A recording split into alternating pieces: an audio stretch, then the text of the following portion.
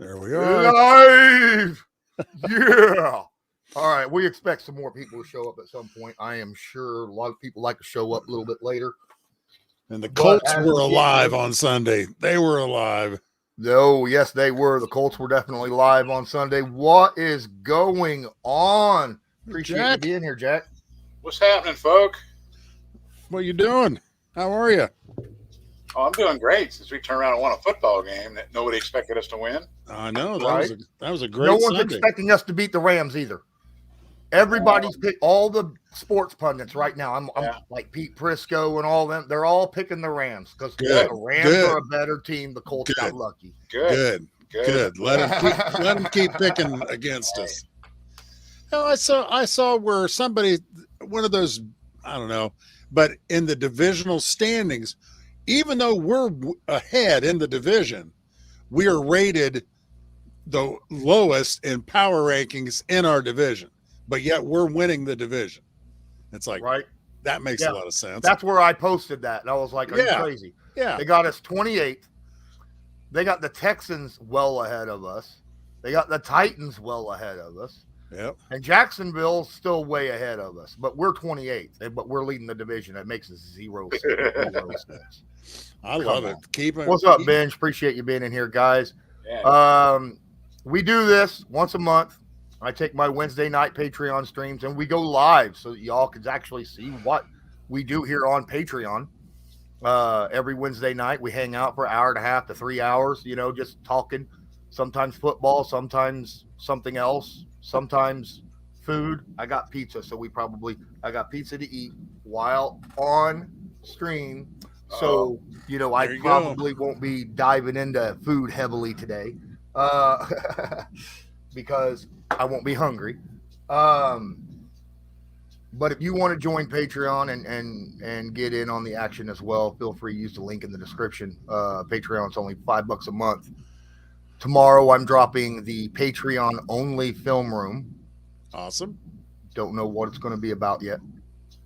I am going to drop a second film room for YouTube of the Indianapolis Colts, and I have a Twitter poll running for that. And it was, and let me look it up. Currently, formerly known as Twitter. What should my next film room be on? Colts film room be on. 15.7% says tight ends. There's still 10 hours left, mind you. 38.6 MPJ. 45.7 Alec Pierce. So it's going to be a toss-up between MPJ and Alec Pierce. What it looks like. As Alec hasn't really done anything to have a film room. I think what it is, they want to know, is it Alec or is it not? Right? What's wrong with Alec's him? fault or is it not Alec's fault that he's not getting the targets? He had some targets in the Ravens game. He had like 5 targets. He caught it. And he caught most of them. One of them he did catch, and the defensive back made a hell of a play down the sideline, even though he was beat. Falling down, he reached across to knock the ball out of Pierce's hands, right down by the end zone. So I don't put that on Alec. I put that as just a damn good defensive play, right? MPJ had the catch of the year on that game. Oh, God. It's like every time Michael Pittman plays the Ravens, he has one of those catches. Yeah. Last time we played the Ravens, he mossed him. Yeah. He mossed him and then turned around and ran into the end zone for a touchdown. Yeah. All right? Yeah. So the difference was we lost that game. And we won this one. Mm-hmm. And I didn't think we were going to do it. Was actually competent. True. But everybody's sitting there saying, well, the Colts started out 3-2-1 last year, and that's why no one gives any respect to the Colts. Well, the difference between last year and this year is last year, the Colts offense was completely incompetent. And you saw that from week freaking 1, right? You saw that from week 1. This year, the offense is actually moving the football. Not as well as I'd like yet, but it's moving the football and looks somewhat competent. So I'm good. Offensive line looks 10 times better. Quarterback play looks 10 times better, probably because of the offensive line. Running game looks 50 times better, probably because of the offensive line play. But Right. still, Colts look way, way better. What's going on, Rams? What's going on, Chaz? Donald Shelton, what's up? Real quick, LA Rams in the house. Now, What's happening, LA Rams? They'll be They in our have. house. Everybody that I see says that the Rams are going to come into the Colts and win. The Colts are 1.5 point favorites right now to win this game. I think it's going to be interesting. The Colts are 1.5. Mm-hmm. The Rams. So here's the deal. We're getting a point and a half. We're losing a point and a half. The biggest deal in this game, just like it is generally in any game, but this is a big deal for this game specifically, is going to be the trenches. Right. Aaron Donald, Quentin Nelson. It's not just going to be Aaron Donald because Aaron Donald moves across the line. Right. So it's not just going to be Quentin Nelson, but can the Colts defense or offensive line handle Aaron Donald and their front seven? And then on the flip side, the Rams offensive line hasn't looked the best as of late. And the Colts defensive front seven has looked pretty damn good. right? Whoever wins that right there, the trenches, is going to win this game. Because the Colts play a zone defense. That's what they generally do. And now good God, they blitzed 40% of the time against Baltimore, which was it shocked the holy crap out of me. But I won't see another blitz all year now. Right? Probably not. But here's the deal. If the Colts can't get pressure on Stafford, I'll kill it. then he's going to chew. That he is a very crafty veteran quarterback. Right. Has an arm to make any throw on the field. And if you cannot get pressure and hit him, make him throw when he's not ready, he's going to chew this zone defense up. And it won't even be a 1-point game. It'll be like a 14-point game. You can't have that. You got to be able to get pressure on him, especially since he doesn't have Cooper Kupp out there. That's my thought. But I think the Colts have shown that they're able to get pressure. Absolutely. If they were able to get pressure against Baltimore, and they did, I think they can get pressure. And I'll tell you what, hats off and a little applause for Juju in that game against Baltimore. Yep. First game out, he looked really good. He looked really good. I was impressed. I'm not gonna put your last statement in LA Rams. I get you're in Los Angeles, but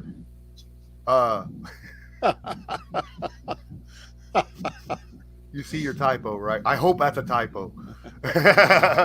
I can't put that on screen. Puka is a beast. I got you. Yes, he is. But yes. So he was so good, going off what you just got done saying, man. He was so good, Juju Brents. And I said that I liked him in training camp. I thought he was a very physical cornerback. He was so good that the guy who does film rooms on YouTube for the Ravens did a film room on him. Oh, really? Oh, Yes. Huh. Yes. I was very impressed with him. Yeah. So that's good. that's a good. I'll tell you what, though, during that game, I thought, and I thought it was the prior years coming out in me. It was like, they're going to lose this. They're going to lose it. When he kicked that 60-yard field goal, and it looked perfect. I'm like, oh no. And then I was just watching it, and it just fell right in front of the goalpost. Oh my God. That never happens. Oh, I thought a minute 30. No, less than 2 minutes left in the game. Right. And No, there was like 2 minutes and 30 seconds left. Or no, 2 minutes and 2 seconds left is what it was. And Gardner Minshew steps out for a safety. Yeah. And we go down. Dan Orlovsky. And I'm like, that's game. Mm-hmm. We're kicking the ball off to them with 2 minutes left in the game. Yep. You know, and we only have one damn timeout. Right. You know, that's game. Somehow the Colts managed to pull a 3 and out with their defense, and only like 20 seconds come off the clock. Yeah. I'm like, that is terrible. First off, that's terrible time management by Right. Baltimore, which is shocking for Harbaugh, right? Yeah, really. And then we were able to walk down, score a field goal, win the game, or go to overtime. I'm like, hell yeah. So, yeah, Well, absolutely. I tell you what, Matt Gay earned his contract that game. Oh, he definitely. I mean, he broke an NFL record. Right. Definitely. It's good to have a good kicker on your team. It's Absolutely. very important. Very important. Yeah. Yeah, another one of those we suffered through last year. Yeah. So the question is out. Anthony Richardson and Ryan Kelly both had limited practice today. Yep. No, they were full participants. Were they? Yes. Oh, that's nice. They were full participants today. Which means tomorrow they can be cleared. Yep. So, yeah, those of you that don't remember.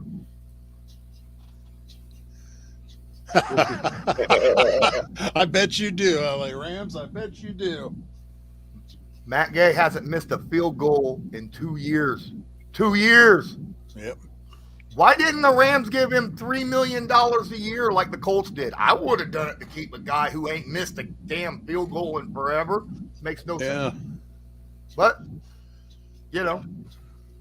Their loss is our gain. Absolutely. You know.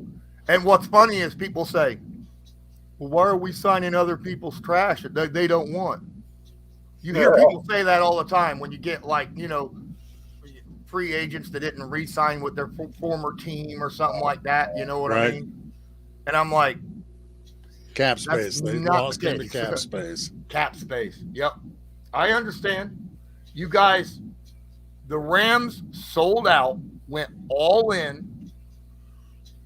There's someone out in my, hold on. I think I have police in my front yard. You guys go ahead and talk to win. What'd you do now? So they got it. I'll be back. Hope he's going to be back anyway. Yeah. It's like, okay, what do you do, Lawrence? What'd you do? I can see the cell phone video now of Lawrence going off in the car. Oh my God. Just kidding, Lawrence. Just kidding, everybody. That's fans getting hyped up, beating the Ravens. Where's Donald? I think this Colts team is that good. I think they're very underrated. They're very under the radar, and I hope they stay like that. I hope people keep picking against us. I hope, Pro Football Focus or whatever has us rated low. I just, don't talk about us. Don't talk about us. We're going to surprise some people. Like I said at the beginning, Jack, like I said at the beginning of the year, my expectations for this team this year is low. Right. I mean, I want to see them getting better every week. Yeah. And so far, so good. Yeah, absolutely. So. Absolutely. But, we've had a good group of core players for the most part. And, yes, we have. And we've seemed to have run into a couple of diamonds in the rough with the cornerbacks. And who knows how long that's going to play out and that kind of stuff. But, we had some pretty good talent on this team to start with. We did. Just a matter of everybody kind of playing together at the same time, It's a good question here by Donald Shelton. Those fans are getting hyped beating a Ravens team with 8 starters out, or is it the Colts team really that good? We should be hyped. First off, that's what we were just injuries talking are about. Injuries. It's next man up. I'll get them. The Colts were without their starting quarterback and their starting center, right? It happens. You have to be able to play with your backups. Well, and Baltimore was out 8 starters, so hey, yeah, it is. But it is what it is. You got to be ready to go. No, everywhere I see the Rams beating the Colts. everywhere I see. Like over on CBS and stuff, they got the Rams beating the Colts coming in and beating us. So, but I haven't looked at NFL.com yet. What do they know? I think personally, this is a good team. I think the big question mark was with the rookie quarterback coming in. So far, AR has shown he's shown that he belongs, and he is our number one QB. That what that kid can do with his legs, and I mean, yeah, he's proven that. But I'm telling you what, it's a great thing to have a backup like Gardner there in case something happens, because that guy can come in and, you know, he's not pretty. Lose to a game. Right. He's not pretty, but he moves the ball down the field. Yeah. That's the thing you need from your backup. You don't need a backup to be a spectacular player. You need a backup to be able to come in, perform the obligations of the offense, and not turn the football over. Right? That's the most important thing. Right? So don't beat your team. Keep the game anyway. Right. You're absolutely right. And that's what we did last year. We shot ourselves in the foot all the time with our starter. Now I was about ready to shoot Braden. I was about ready to shoot Braden Smith there at the end of that game when he kept. I was like, Braden, don't hold, don't do that. He was killing me. It's like, don't start these penalties. Can't take it. So I'm going to tomorrow at 11. Donald Thomas, my co-host, former Colts, Patriots, and Miami Dolphins guard, my co-host over on Believe, we're going to be recording our preview, obviously, of the Colts-Rams game. We're also going to start a new series called Predictions. Okay. So we're going to predict each game of the week on Thursdays, and I'm going to publish both of them on Thursday. So, well, I might publish the Friday one as the predictions after the Thursday night game. So that way you get one each day, right? Right. And that'll give me 4 Believe episodes a week. Awesome. Yeah. And awesome. I have a 90-second spot. Me and Donald have a 90-second spot right now being played countrywide really? At every airport in the nation. Really? With our key matchup of this upcoming game. Yeah. Really? Him and I's key matchup of this upcoming game, yes. Fine. Now I'm going to have to travel down to the Indianapolis airport and sit there and watch for it. But that's cool. I'm not even sure our airport's got TVs. Yeah. I can show what it is. I think. Hold on. No, I might have deleted it. Let me look.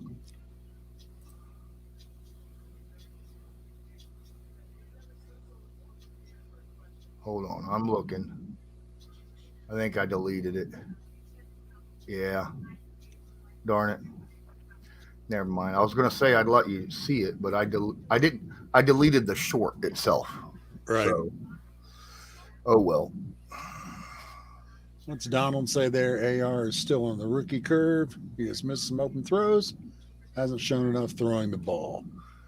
And that's why he needs snaps and experience. Right. And that's why if he's healthy, he'll play Sunday. Oh yeah, they've already started. We need to start Gardner over AR. No. Long-term look, you start AR, period. Right. Exactly. Even if Gardner Minshew might be your better shot at winning Sunday, it's not by much. No, it's not. You know what I mean? It's not by much. And Anthony Richardson provides. Now, if Anthony Richardson comes out of this game hurt, yes, we start Gardner Minshew for a while. Right. And we get Anthony Richardson figured out because he's been hurt the first 2 games, the only 2 games he's played. Yeah. But right now, it's just coincidence that he got hurt 2 games in a row. That's how you got to look at it. But really, out there, you get him the experience. He didn't really get hurt the first game. I mean, it was a bone bruise, and he came out with like 30 seconds left to go in the game. I mean, it wasn't like he was out, missed a whole quarter or anything like that. So I don't really see that. Yes, he got a concussion the week before. Agreed. But I saw what that kid did before he got a concussion. We haven't had a quarterback like that has scored 2 rushing touchdowns the first 2 drives in a game ever. Not that I can recall. I've been watching him for a long time. Yeah. I'm sorry, Peyton, but you never did that. Oh, no. Peyton be lucky to get 2 a year. 2 runs, not That's what I mean. touchdowns. That's what I mean. Just 2 runs. Yeah. Oh, But it was he did it so few and far between, and when he did, it was such a shock. Everybody just kind of stood there and watched him run to the end zone. oh, the What the hell is that? You can't do Rams are that. using their throwback uniforms in this game. Colts don't use their alternate uniforms until Germany.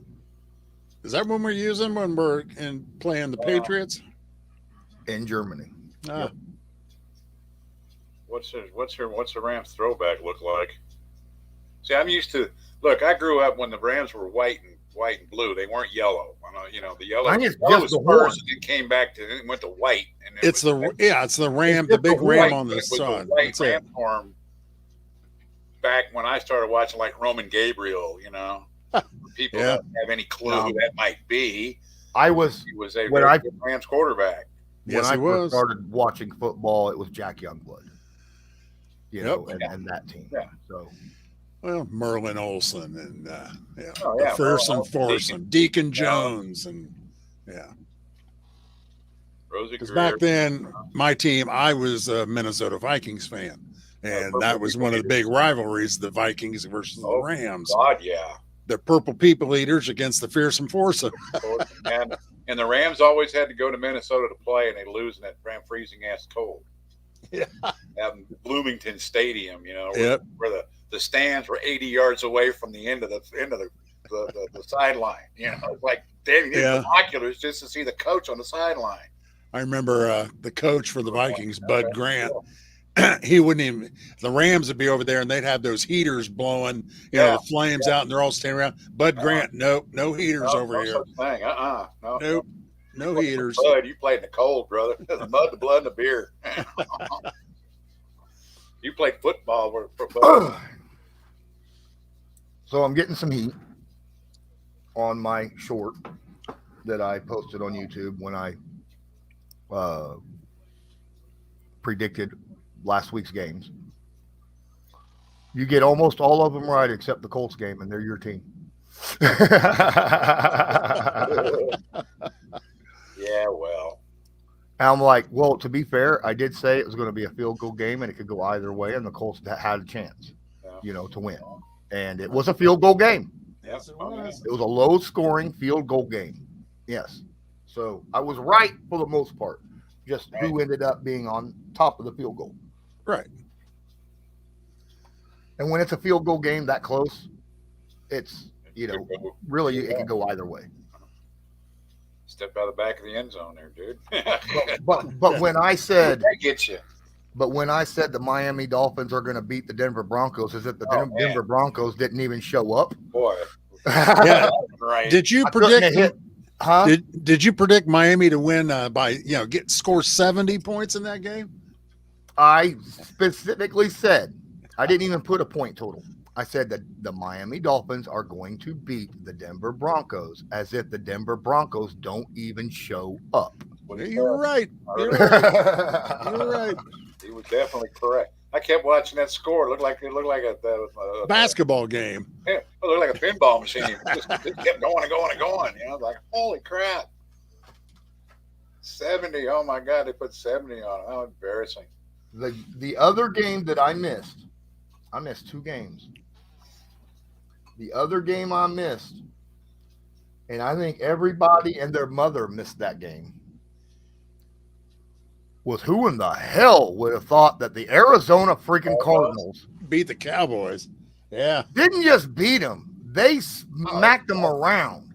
I Right? loved it. I loved it. I mean, I get it. I get that. But Even Jack said the Cowboys were going to win that game. Yeah. Oh, Jack didn't say that. No, remember, he couldn't say the words. No. He said He couldn't say the words. he said the Cardinals aren't going to win. Right. That's what he Yeah, he couldn't say that C word. He couldn't do it. No.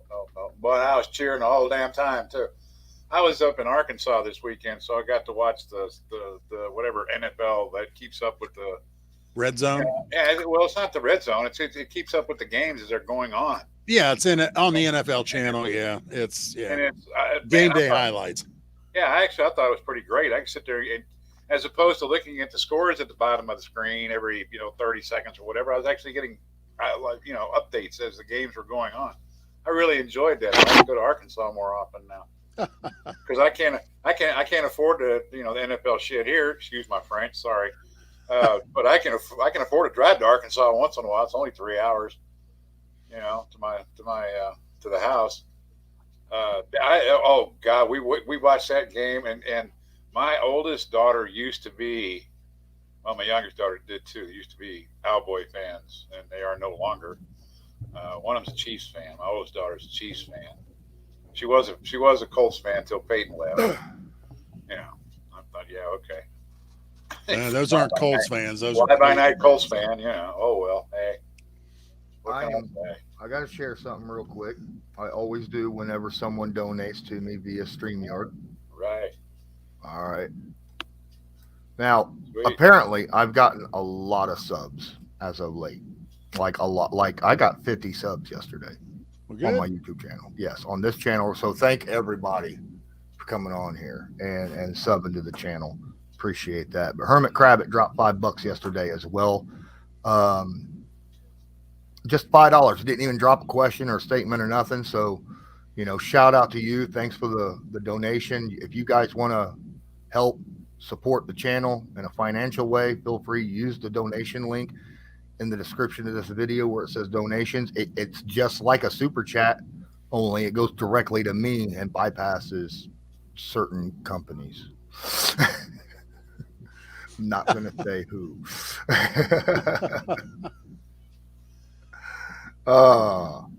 So Sweet.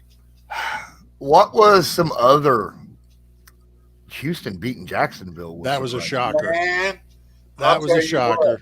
I'll tell you, and not only beat them bad. I mean, just beat the pants off of them. That tells you right there, you cannot predict divisional games. It's just hell no. Can't do it. Yeah, who saw that one coming? Yeah. And they were in Jacksonville. Whooped by the Chargers. Whooped by the Cleveland Browns. Oh, yeah, the Browns. That's right. I mean, and it wasn't just a defensive game by the Browns. Yeah, they only allowed 3 points to the Titans. That's fine. Everybody knows, as a whole, the Cleveland Browns probably have the best defense in football. Right. As a whole. Yeah. Right. Mm-hmm. Deshaun Watson had a game against Mike Vrabel's defense. Yeah, he looked like the yards, few touchdowns, no turnovers, really high completion. He looked good. He looked like the Deshaun Watson of the Texans.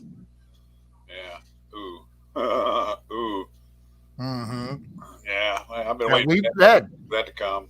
If Deshaun Watson is ever able I'm to telling knock that rust off and play like he did in Houston, but do it in the Browns, that is a scary ass team. Yeah.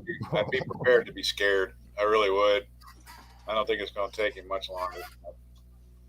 I've been waiting for him to have a breakout. Once he breaks out, it's going to be Katie bar the door. It's going to look ugly in the NFC North for the rest of the guys. I'll say that much. Baltimore better win while they can. Yeah. Yep. I don't think anybody picked an upset in the Bears game. No. Okay. Yeah. Making sure. No. Oh my goodness. That team's in all kind of a disarray right now. Well, I can't believe we can sit here and say going into week 4, we're leading the division. Right? I mean, It is what it is, though. You know, Yeah. it is what it is. And we're the only team in our division that is net positive points on the season. So right now, Really? Yeah. Wow. we are also tied for second in the NFL in sacks. Sacks, yeah. We're tied for second in the NFL in forced fumbles. And we're tied in second in fumble recoveries. Yep. And we're tied for first in tackle for, or no, we are first in tackles for loss. Oh, wow. Defense. Whoa. The defenses look great right out of the gate. They have looked great right out of the gate. Front seven's been nasty. Yep. But they get no credit. Yeah. Nope. I mean, Colts fans will give them credit. Well, But but national media, they don't. I guarantee this week it's all going to be about Aaron Donald. It's all going to be about Aaron Donald. and if the Colts win, it'll be how the Rams lost the game. Right. Exactly. Whatever. And if the Rams win, then they'll have the right to say, "See, I told you." Yeah. You know? Exactly. This Colts team just, they're no good. Any given Sunday. Monday or Thursday. Who do we have after we play the Rams this week? Then what? Then we play Tennessee. Let me look. Is it That Tennessee? sounds like Then that we go to sounds pretty close. Jacksonville. Hold on. Yeah, it's Tennessee. Then we go to Jacksonville. Schedule. It is, yes, we have Rams at home, Titans at home, And then go to Jacksonville, and then we host the Browns. That'll be a good test. Yeah. I mean, look, this is what I have. The Browns, that could be Shaquille Leonard's get right game. We need it to He be. has always played good against Deshaun Watson. That He dude looked comes better out with last sacks week. and interceptions and everything. He looked better this week. A little bit. He had like 10 tackles. He got more involved. Yep. I'd say he was better than what he was. Zaire's he's a dog out there. He is. Phew. He's on pace for a record. Franklin, I think he's got 45 tackles already in 3 games. Yeah, I know. Yeah, it's crazy. Nuts. He leads the NFL. Busy man. Yep. And it's I mean, generally you have a middle linebacker that is, leading the league in tackles. And it's good generally if your linebacker leads your team, leads the league. That means that your defensive front, the guys in front of them are doing their job as well. Right. Right. Eating up blocks and stuff like that. Right. But I mean, the defensive line have got stats of their own. A lot of stats. I think I posted it on Twitter a minute ago. Earlier today, actually. Let me look at this real quick. You mean X, formerly known as Twitter? Yeah, I'm still calling it Twitter. I don't care. X. Here we are. That's what I said a long time So ago. it was yesterday when I posted this. Through 3 weeks, the starting defensive line for the Colts, because the backup defensive linemen also have got good stats for backups. But 48 tackles through 3 weeks for the defensive line, 12 tackles for loss, 12 quarterback hits, 7 sacks, 2 forced fumbles, and 3 fumble recoveries by the defensive line in 3 weeks. That's pretty damn good. Yeah, that's something. That's something special there, really. Hey, what up, Scott? Appreciate you with the $10 super chat on YouTube. What does everyone think of our dime coverage? I always hate playing soft, but we got to know what our long coverage is. Yeah, I'm a defensive guy. Scott, I'm a defensive guy too. Okay. And I'll tell you what, when we go in now, do you mean dime or do you mean soft zone? All right. Because dime is just when you got to have 4 corners out there because the other team's got 4 wide receivers, right? But that is a good question. And I think it's efficient when used at the right time, right? Soft zone, you called it. Okay. All right, Scott. I'm keeping this up, but yeah. Gotcha. So I'm okay with soft zone at times. But when you're looking at third and long, screw the soft zone. All right. You can play soft man at that point. But if you're going to play soft zone, send an extra man. Send an extra man to get that pressure. Okay. So that he has to clear the football earlier. That way he's not making a 20-yard completion. Okay. That's what I want to get the pressure in a soft zone in a situation like that. Okay. And that's exactly what Gus Bradley did. Yes, he did. In the Ravens. What's up, Chris? $5 super chat here on YouTube. Appreciate you, my guy. Says, I'm hyped for the Colts-Panthers game week 9. I want to go head-to-head with Frank Reich. Man, that's going to be interesting because also hopefully it'll be Anthony Richardson, right? Yep. Against playing the number 1 draft pick in the NFL draft this past season. So that'll be nice as well. Obviously, they won't be facing each other, but still there'll be comparisons, right? That's in Carolina, isn't it? That's Carolina. That's at Carolina, isn't it? I can scroll down. Yes. Yeah, that's what I thought. November 5th. Yeah.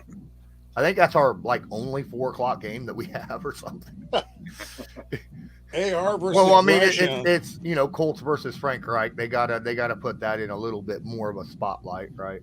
Right. Yeah, I think that should be a situation. Obviously, I want to see the Colts continue to do. I mean, we still got freaking 6 more weeks before that happens. All right. I want to see the Colts actually progress and get better. And I've said all off season, the only way that this season gets the way I feel it to be a successful season, they don't have to make the playoffs. Right. They just have to get progressively better week after week, and that's a success. Even if they lose week 1 and lose for a little while, but they didn't, right? So literally, if they start losing now, then they regress, in my opinion, right? So I still want to continue to see some progression by specific players like AR. I want to see progression from him. I want to see, our secondary. I want to see Juju Brent start getting better. I think Dallas Flowers has been playing great. But yes, I would like to see the Colts at Carolina will be a really good game to watch. Let me ask you this, Lawrence. I mean, I saw it, and I thought he did. Let me get your opinion. Week 1 to week 2, did you see progression in AR the way he played? Yes. So did I. Absolutely. Oh, yeah. But big difference. Now, and anything after that second drive? Well, yeah, he was playing with a concussion. Yeah. So throw that out. Those first 2 drives, he was making some dime passes. He was running. I mean, he looked really good. Very good. Yes. Really good. Now, hopefully, we'll see progression from that this week against the Rams at home. So, and he's really outperformed the other 2 rookie quarterbacks. Now, CJ has been throwing it all over the place, but I'm still looking forward to week 5. Week 5 is going to be interesting. That's when the drama unfolds. That's when we see if JT comes back. I can't wait to see. Biggest surprise on this team so far for me has been Samson Ebukam. Yeah, obvious. Yes, absolutely. He has been a beast. Yeah, he has been a beast out there. I made a statement. I made a very big statement on my film room yesterday about Samson. I don't know if you guys watched it, but I didn't see it. No, it's doing pretty decent. I think it's got like 3,500 views or something that I posted yesterday. Samson not only has decent pass rush, but like Kwity Paye, he plays the run very well. Yeah. And to have basically, I see Kwity and him as very similar players. And basically we have the same guy on both ends. Yep. And that's absolutely fantastic. That's why we have a top-rated run defense. That's why Lamar Jackson can run 100 yards against you in a game, and their defense is still only giving up 3.5 yards a carry for the season. You know. That's true. Yeah, No, he Ran the has ball been 30 times. because I'll be honest, before when they announced that we picked him up, I really hadn't heard of him. I looked him up. I watched film on him from the Niners, and I was like, he's a good rotational piece. Yeah, That's well, what the Niners used him as, right. a rotational piece. But it was the situation kind of similar to a guy that we let go and ended up going to the Titans. Oh, D'Amico. Yeah. Yeah, So yeah, I know him. yeah, so him and Autry in that similar situation of he found a guy who was a rotational piece on one team, but fit our scheme and Right. our personnel better than where he was at already. And I'll tell you Right. who else has been a good rotational piece for us that I really didn't hear a lot about, and that's that Tavon Bryant. He's played well when he's come in and played snaps. He's Yes, played well. he absolutely has. Yep. Absolutely has. Hey, man, Speed, appreciate. Look at that. 59 seasons as a Colts fan. All right. He's challenging you, Zach. Yeah, he is. Well, I'll tell you what,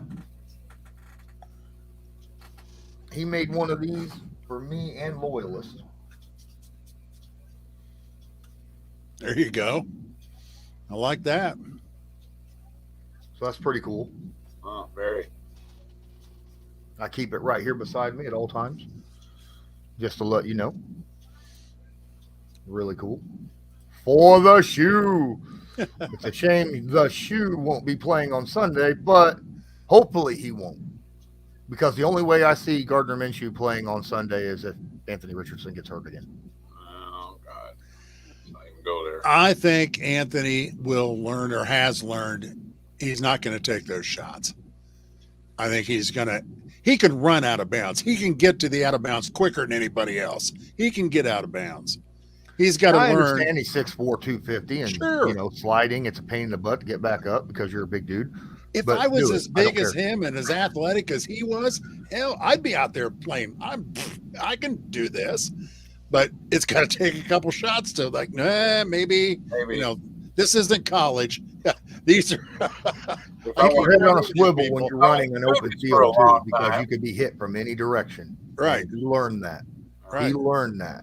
Yep. And now he'll know to keep his head like, Swivel. okay, these cornerbacks and safeties can hit in the NFL. Well, Right. hell yes, they can. Right? Yeah, because I guarantee if he would have saw that coming and he would have stiffened, that corner would have went flying the other direction. Yeah. So, he'll learn. AR's going to hurdle the damn DB next time. Watch. Well, he could definitely vertical jump over him. That's for sure. That's for sure. Gardaki says, I feel like the injuries, I'm assuming you're saying they're just unlucky because he's putting himself in a position to get hurt. I don't think yeah, you're right. I don't think he's putting himself in a position to get hurt. Oh. He is taking on contact. I will say that. He does take on contact. And sometimes you just got to know when to take the contact and when not to take the contact. On that drive, on that play at the end zone where he takes the hit and he suffers the concussion. He slowed up. Yeah, because he thought he was a free run. And then Right. at the last second he looked over. Oh, look, Oops. Yeah. But I do like the design QB runs that Steichen is calling for. Steichen is a hell of a play caller. You know that first touchdown that he scored? You know what that reminded me of? The Jalen Hurts run against us where it looked like the Red Sea opened up and he just went right down the middle and scored. That's exactly what that looked like. Yep. It's like, I've seen that before. I've seen that. All right, so Loyalist just gave me an update. He says Oh. there's no real update. We're just scratching and clawing and trying to keep our heads above water. Yeah.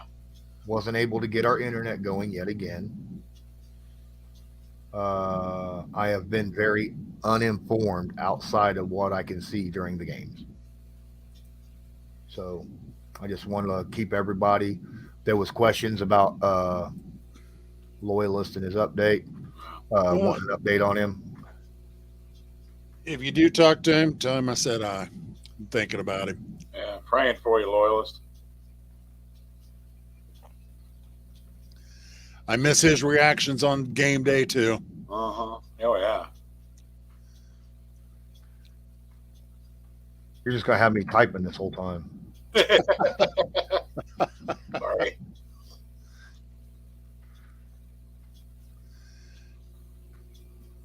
CJ's not odd now.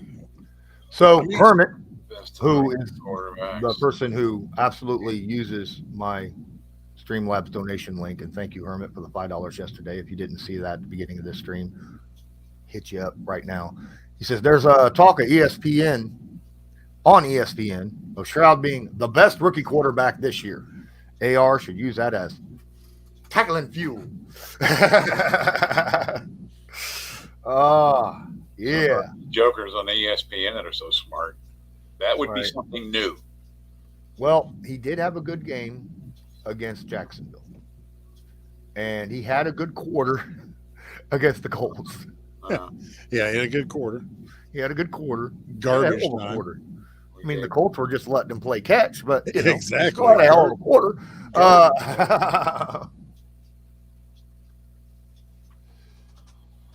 Yeah, the talking heads have spoken. Okay, so what? Well, we can all agree that AR is definitely doing better than what's his name with the Titans. Levis, that's it. That's it. Good old Mayo man.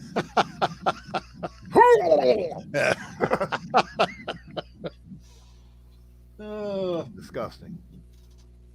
Absolutely disgusting. All right. Oh. Yep, speed, I agree. He needs to take up jiu-jitsu like Tua did, learn how to fall. Amen to that. Ugh. All right. Hermit did drop another one, and I missed it. My apologies, Hermit. Give me 1 second while I get that pulled up. All right. Share screen. And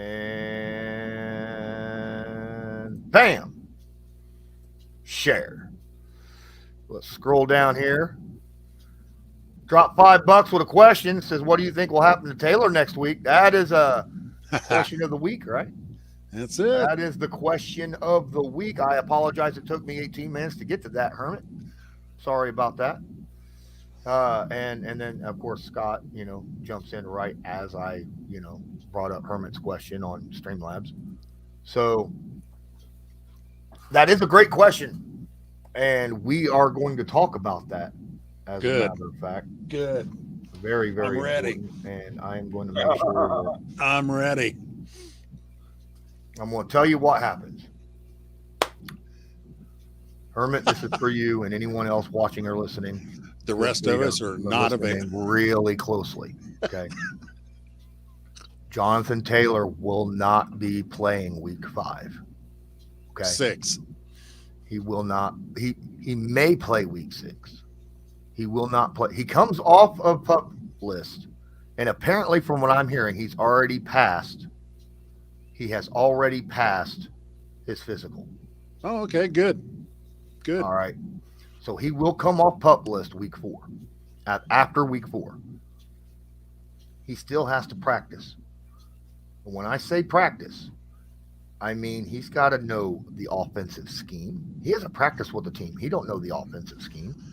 He don't know this starting offensive line because he hadn't played with it.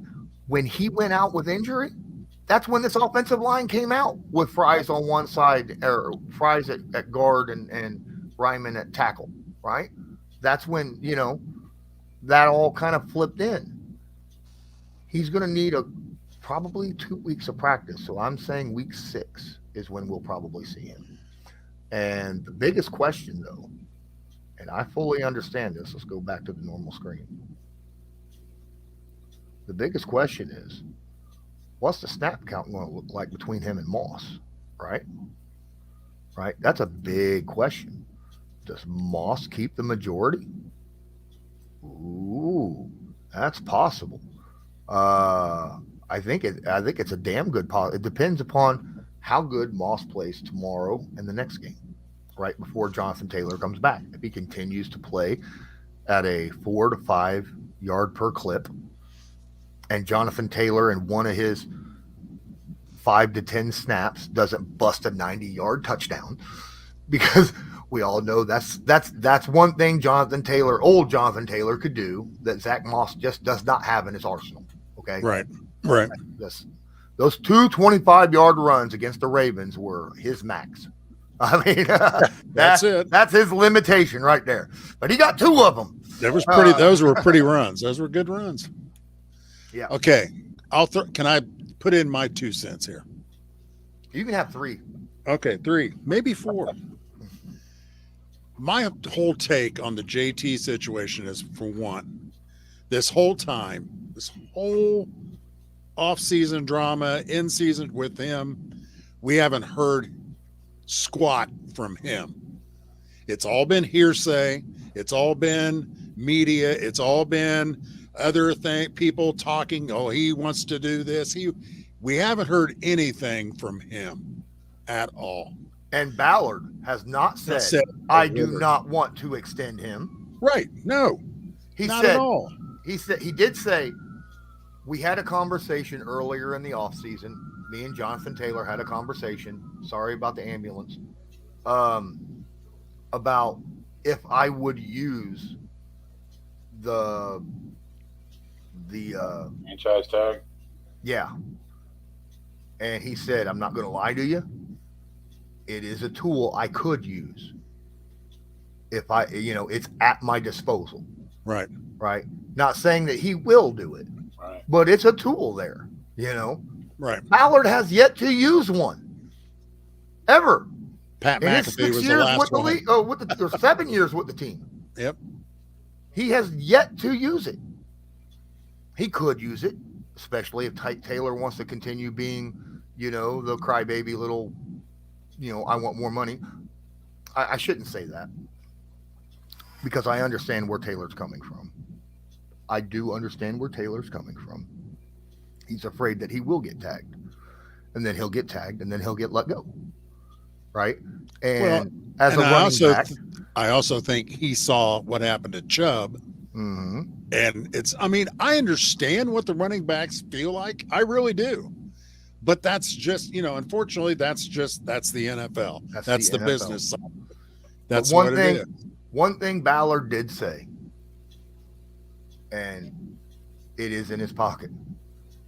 He said when Ballard was signed, he told everybody, I will reward my guys with contracts. Yes, he did. And he does. His word. Yeah. You play good, you earn an extension. You will get paid. Well, and continue on with my little JT rant. I apologize. No, you're fine. But no one's heard a word out of JT himself. It's all been hearsay. It's all been crap. He's going to come off the pup after week 4. Like, I agree with you. It's going to take him a week or 2 to practice to get back into football shape and speed. So I expect him to see him at the Titans game, or the Jacksonville game at Jacksonville. That's week 6.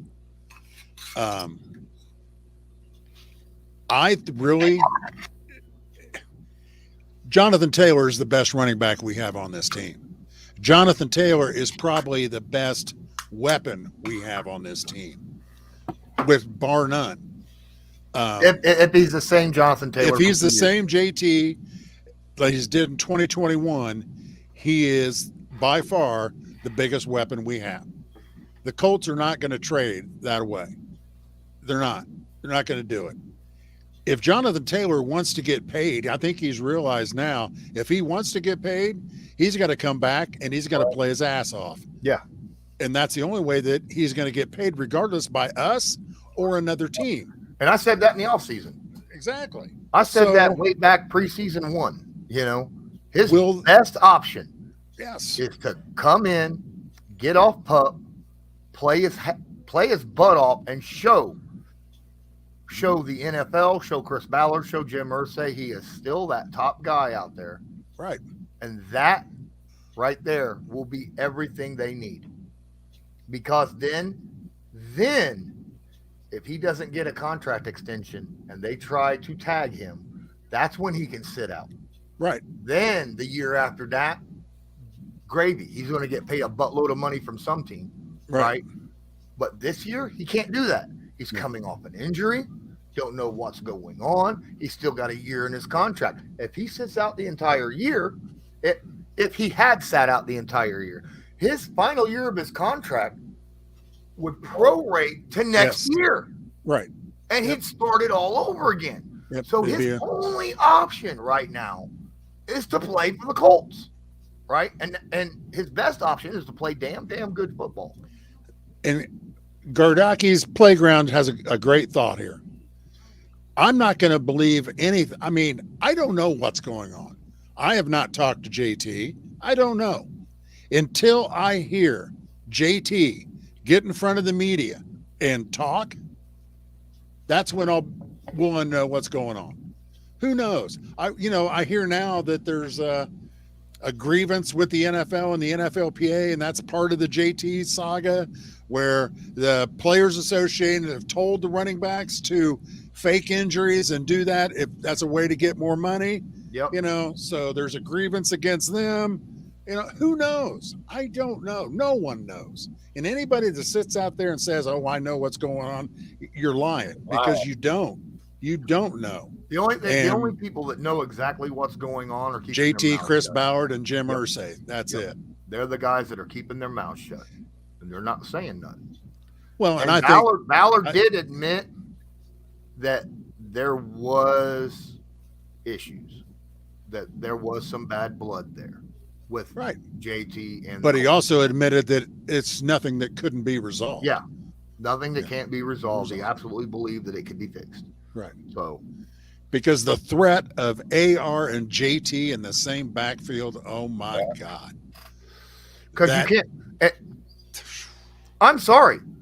I don't have to be Shane Steichen. You don't have to be Shane Steichen to draw up a play and say, okay, so we're going to have a run. We're going to run an RPO, okay? And Jonathan Taylor, if the ball's handed to you, you take that off tackle left. If you hold on to the ball, AR, I want you to go right. Okay? If the defense moves to the left to cover Taylor, you just go ahead and take that ball to the end zone. Exactly. I mean, if they stay where they're at, you go ahead and let Jonathan Taylor take the ball to the end zone. Right. Exactly. Now, granted, I think Zach Moss will be a great complementary piece to JT, where JT doesn't have to take all the punishment. Okay. Donald makes a good point. You're right. Look, if Moss keeps pounding the football, you don't have to use it. Like you said, you don't have to use JT as much. Moss can take some of that punishment, right? Right. And especially early in a game. That's what he's built for. You can keep Jonathan Taylor fresh for the fourth quarter, where he could just break a game open. Right. There's nothing more dangerous than Jonathan Taylor's 22-mile-an-hour runs against a tired-ass defense in the fourth quarter. Right. Ask the New England Patriots. Right. Right. So, yeah, Moss, that's what Moss is built for. He's built to run in between the tackles. He doesn't have that game-breaking speed like JT's got. But, I don't know what you're talking about, Hermit. I know for a fact Jim Irsay does not make sausage. Okay? Good one. I don't think Irsay understands some of the things that he said. I don't know. When he talked about, the two big talking points that Irsay said in the offseason. One, about the CBA. What he said was not wrong. It was dead on accurate, dead on right, what he said about the CBA. And he never mentioned Jonathan Taylor. I don't think it was intended for Jonathan Taylor. No, the media took general reaction to the running backs in general, getting together and trying to have the NFLPA and the Owners Association get together and redo the CBA, right? That's what it was.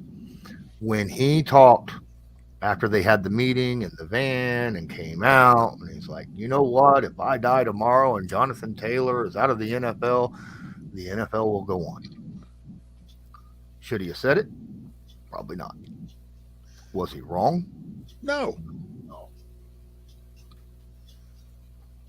No one is bigger than the Shield. No one. Nope. No one. If, Pat Mahomes dies tomorrow, the NFL doesn't come to a standstill, Tom Brady retired for his 5th time, and the NFL hasn't shut down and stopped. No, right? it's kept going. Got to sign him somewhere. Well, yeah. So, he was I mean, absolutely we even had. I mean, good Lord, Jim, and okay. There's so much stuff about Jim Irsay. I love Jim Irsay. I do. I love the man. Okay. People talk trash about him all the time, and I'm just like, dude, he's not the same Jim Irsay that was, had a Vicodin issue, right? 20 years ago, 5 years ago, right? And props to him for getting over that, because that is a tough addiction to get over. I'm telling you. Right. Yep. But people like running around saying, "Oh well, Peyton Manning hates Jim Irsay." If Peyton Manning hated Jim Irsay, he wouldn't have had 3 different takes with him on his freaking Manning cast commercial, right? I mean, come on, and gave him some damn good lines too. I mean, come on. Even had him singing.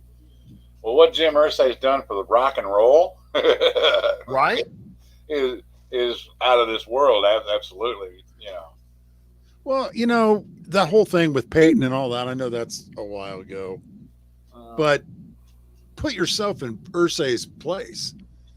You've got a quarterback that you love like a son, okay, who has taken this franchise to the glory land, to the promised land, and now he's got a neck injury. Yeah. You don't know if he's going to play again. You don't know if he gets hit again. He might be paralyzed. And you don't have Andrew Luck sitting out there, number 1 pick. What do you do? You have the number 1 pick. Absolutely. And even Peyton Manning told him, you would be dumb not to do it. That's right. Because Peyton himself admitted, I didn't know if I'd be able to play again. I didn't know. So, it's a business, but people still blame him for, you cut Peyton Manning, No. I heard a story where Irsay finally admitted. I gotta go away, so keep talking. I heard a story where Irsay said that he told Peyton, because I want to see you grow up and play with your kids and be a father to your children, I am not going to be I cannot be the one to put you, knowing what I know about this injury and what's going on, I can't be the one to put you back out there on that field where you could get hurt permanently. I can't do it. What, I mean, I can believe Jim would say something like that. I could too, because I think Jim loves Peyton. Absolutely loves him. Absolutely loves him. Yeah. And so I don't care what people say about Jim. I love the man. I'm glad he's our owner, and I wouldn't have another owner. I think he's absolutely what this team needs. That was my son coming home from work. Jim, I'd be worried. I forgot he was at work. Been through a lot and survived a lot. Yes, he has. And he knows more about football than all 3 of us will ever even hope to know. It's amazing what that man has done. Hell, he started out, that's all he's done his whole life. He's been around football all of his life. Yeah, pretty much. And the fact that he's a billionaire means he can just pretty much do what he wants. And he doesn't give a shit what people think about it. Wow. So what he's done for rock and roll with his collection that he's got is just unbelievable.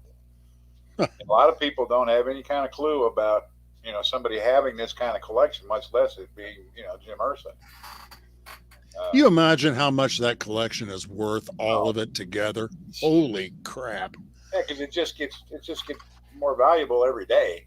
Oh yeah. You know, when you have what he has and the instruments that he has and stuff like that, it's just unreal. Y'all didn't see? Did y'all see that he also he held a Farm Aid concert this past weekend? Oh, did he? No, I didn't know that. I didn't see that. Where at? Mellencamp had to be there for that one.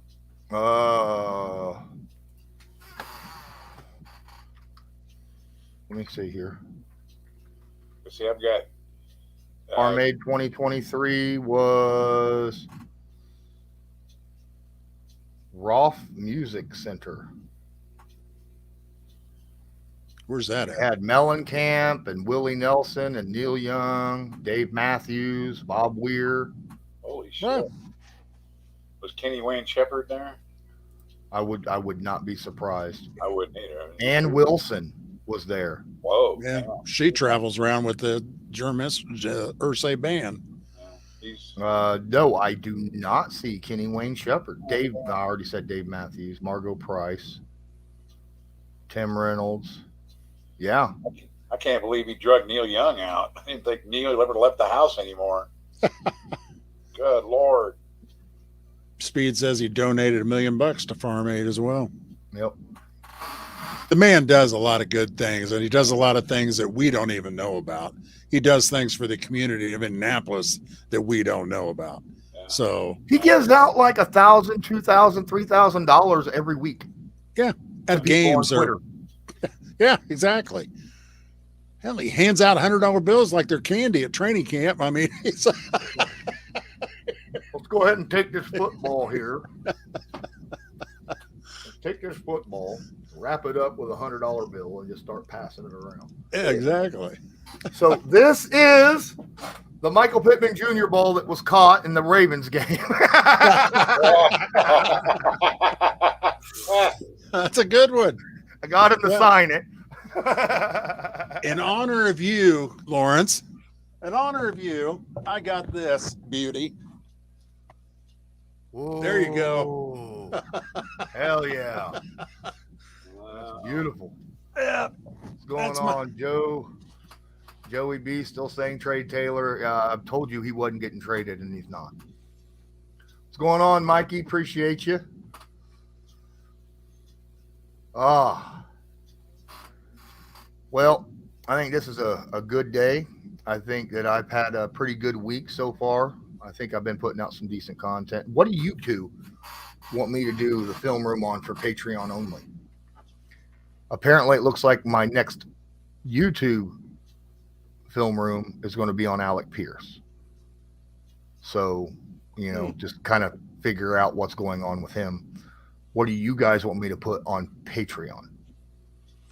You know what would be interesting is to do a film room on Shaq. See how he's playing. What do you see different that he's doing in these first 3 games compared to what he did 2 years ago? Okay. Where that difference is. Okay. Jack? I don't know. I kind of like that idea. You kind of like that idea? Okay. Yeah. All right. We'll kind of get a look at Shaquille Leonard and see where he's at, what's going on, Do we see him getting better throughout these first 3 games? Yeah. Is he progressing? I agree with Donald Thomas. I think it's mental. I think he's afraid. I think he's playing scared. Yep. And I don't blame him. Mm-hmm.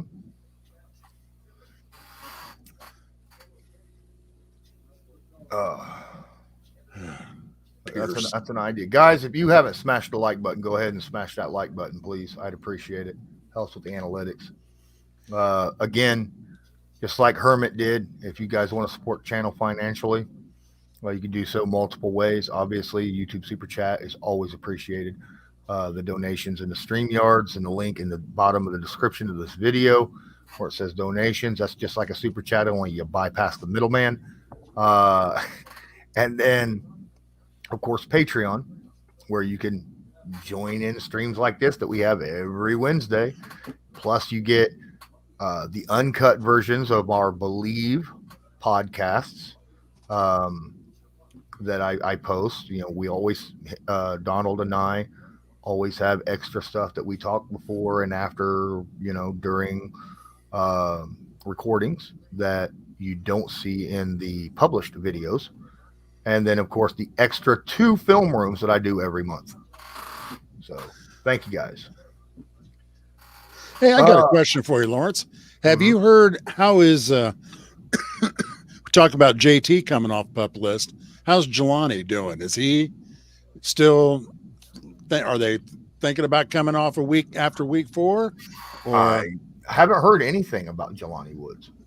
I haven't either. I'm just curious on how he's doing because he's another weapon.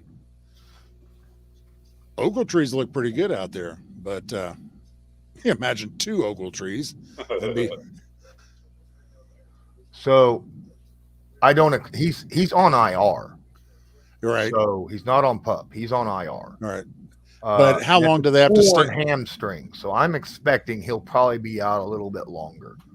I'm figuring probably after week 6, you might start hearing questions about him from reporters and stuff. Don't they have so many a time frame where they have to come off IR or less? Or there's no, that's pup. I thought they had to come, or they'll stay on it for the rest of the year. I thought they had to come. 8. No, IR is if you go on IR during the season, I think you're done. Okay. If you go on IR training camp, you can come back off of it. You can come back. Yeah. I think if you go on IR after week 8, I think you're done for the season. Period. I think that's it. But it's confusing between pup and IR. I understand because it's confusing to me at times. So just give me a little bit of time.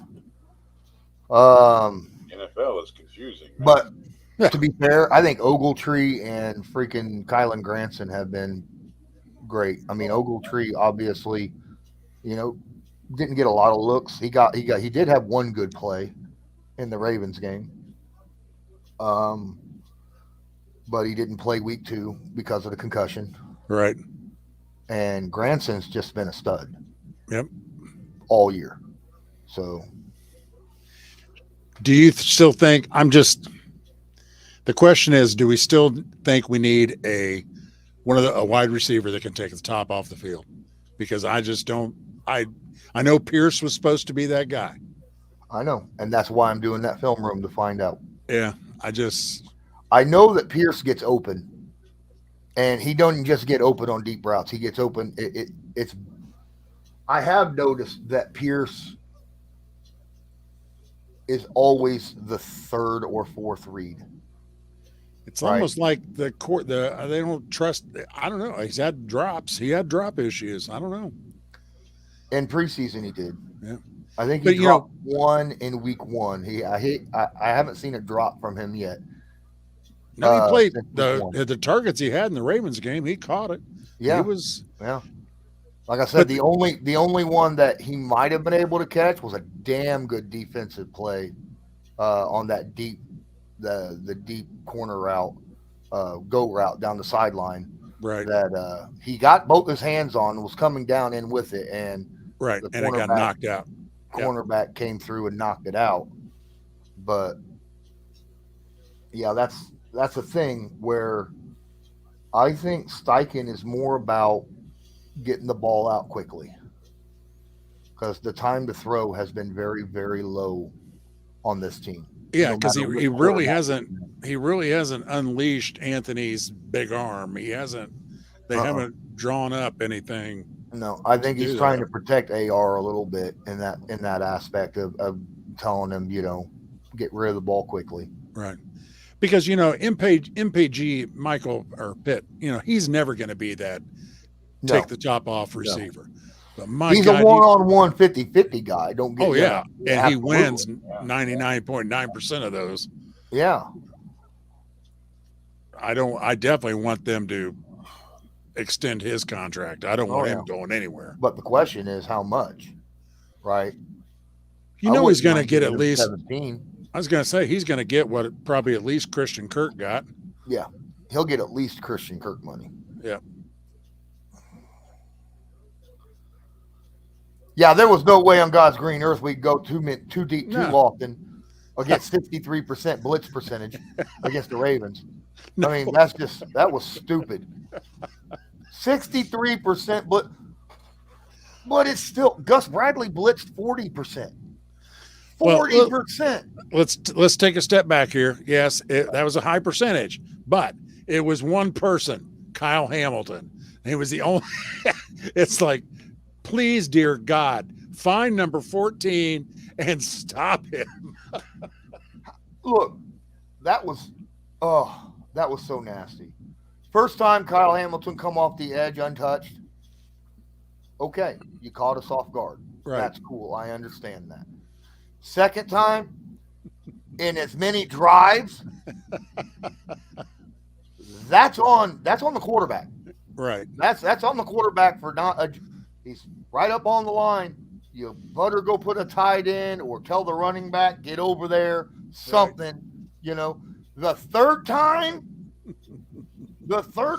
in the half. Maybe Gardner needed to talk to him about something. I was so mad. Like, you're getting letters in the mail, bro. I will use actual stamps and post a letter and send it to your house, Gardner. You got to do something about that. Yeah. He was giving final details on his kid's birthday party or something. Well, I hope they got it all worked out. I would hope so. I don't know. Did he stop doing it after third time? Or did they actually block it after that? I didn't see much blocking after that. I was so impressed with Gus. Gus is a guy who blitzes maybe 5 times a game. Yeah. And he blitzed 40% of the defensive snaps in this game. He ran a lot of man coverage. He ran some zone press, which you don't see a lot of. Ran a lot of cover 3 with blitzes, which you see all the time. If you're going to run a zone, cover 3 is usually what you run when you send a blitz. And it's not just a one-man. He was sending all outs. He was sending 6, 7 guys sometimes, Right. And I'm like, wow, this is I want to see more of this. It caught. I think that's one of the reasons why we won the game, because he absolutely, unequivocally caught the Ravens offensive coordinator way off guard with that shit. Because he's like, wait, this isn't in the film. Yeah, I didn't see this shit in the film. Yeah, I didn't see I've this been watching before. Gus Bradley since freaking Seattle. This is not in his playbook. What the hell is this? Oh, you didn't hear? Gus Bradley got together with San Francisco's defensive coordinator. Well, he talked to Sampson and said, "Hey, yeah, this is how we do it over here." No, I think he's got the pieces on this defense to do it. He's got the pieces on this defense to do it. Oh. I could see. I would have loved if in the presser, because he was even asked in his presser, a lot of blitzes in that game, and I would have loved him. Yeah, my mic was stuck the whole night.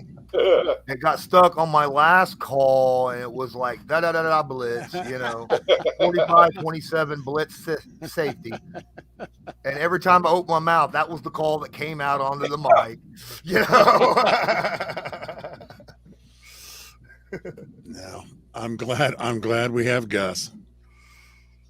That would have been funnier than hell if he would have said some shit like that. And Gus is a funny dude. Yeah, Gus is a lovable, he's like a grandpa, right? he is a great dude. I think he's an awesome dude, and I like his attitude when you're up there, and he'll stop along the sidelines and turn around and just start talking to you. Really? And I'm not talking about the players. I'm talking about like guys like me. Right. You know, we're sitting there on the sidelines watching, filming, writing stuff down. And he's like, he made a pretty damn good play, didn't he? What's going on, man? You know, I'm like, what? Gus is a great dude. Gus is a great dude. Samson and Ibukam are going to have 10 plus sacks easy. They're on pace. I'm going to tell you what. I think one or the other will. But what I will say is this defense, I think the defense front seven, like the defense as a whole, will push 50 sacks this year. Yeah. I I that think they'll number. push 50 sacks this year. I like that number.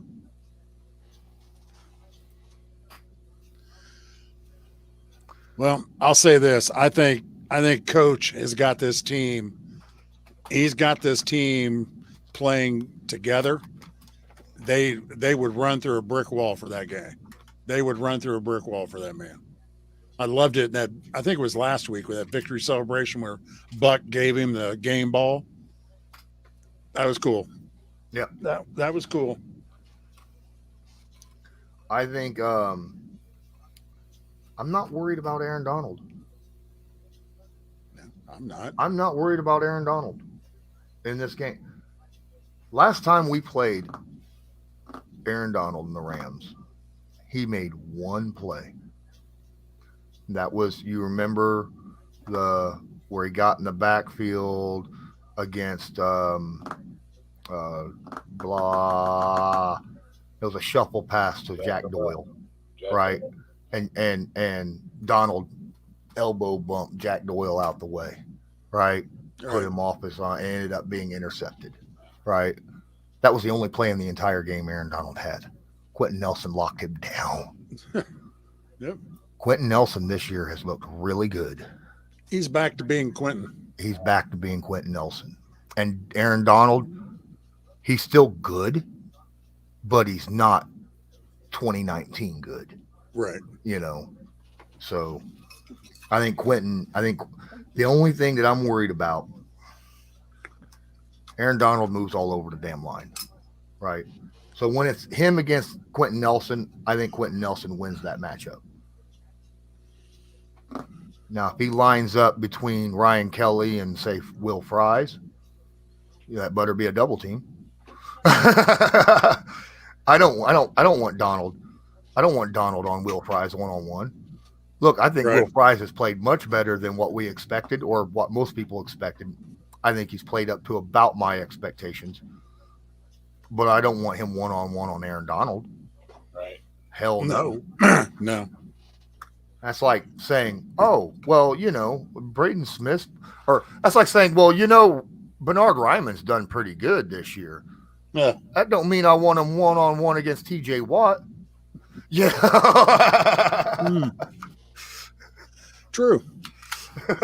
No, Bernie is very good this year. Yeah. I mean, Aaron Donald's still a damn good defensive tackle. Even at his age, he's a damn good defensive tackle. He's, like I say, he's not 2019, 20. He's not defensive player of the year, Aaron Donald is. Right. No. But he's still good. A damn force. Yes. You can't take him lightly. You have to know where he's at. That's the thing. I hope no one takes that as as me slamming on him this year or anything like that, because there's a difference. When you're so good in your prime that you're over the roof, and then someone's saying, well, now you're at ceiling light fixture level, right. That's still top 3 defensive tackles in the league. Not sitting by yourself in the stratosphere. Yeah. You know what though? I mean, they still talk about Aaron Donald as one of the best D tackles in the game. He is. They talk about, oh God. Well, they talk about a lot of the D ends like Bosa and all that. But when they talk about D tackles, they still do not give Buck his credit. They don't mention him as one of the best in the game. And I'm sorry, but he is. Defensive, look, DeForest Buckner will make his name very, very well known in the Rams game. I'll guarantee it, because that's the position right there, that inside offensive line Right. of the Rams that can be had. And Grover Stewart and DeForest Buckner are going to have a game. Yep, I believe you. I believe you. It just pisses me off that they don't talk about him. They don't talk about Buck as one of the best DTs in the game, and he is. And they sure as heck don't talk about Grover, and Grover's having a heck of a year so far. No, but when you put them together, oh, they're their names unstoppable. come up. They're unstoppable. Yeah.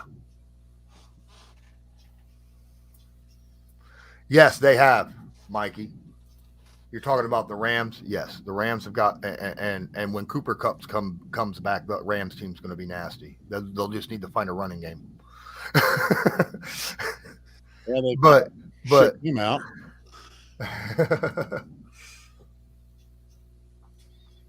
maybe if Jonathan Taylor becomes the man, we'll trade Moss to you guys for a fourth.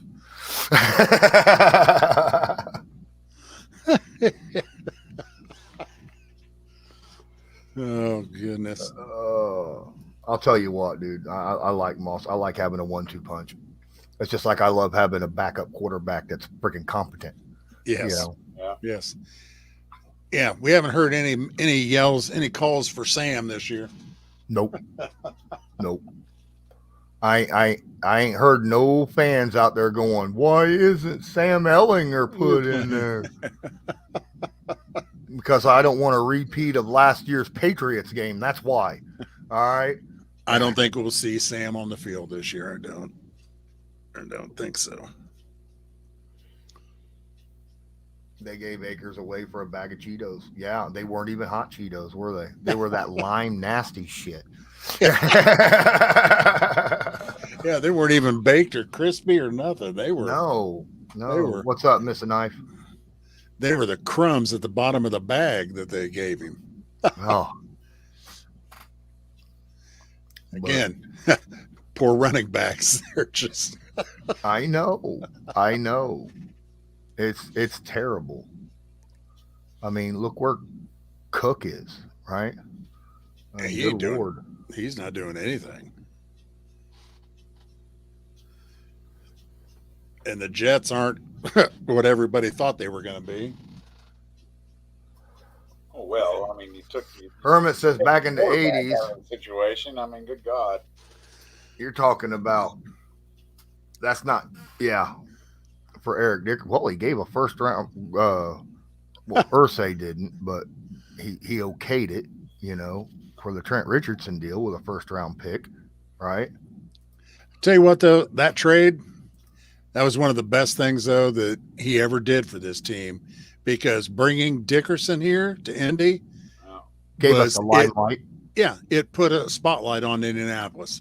It Yep. put a light on this team and this city, and it was a good thing. It was a good thing. Yep. What happened to Van Jefferson? I thought Van Jefferson was supposed to be pretty good. I don't hear much about him anymore.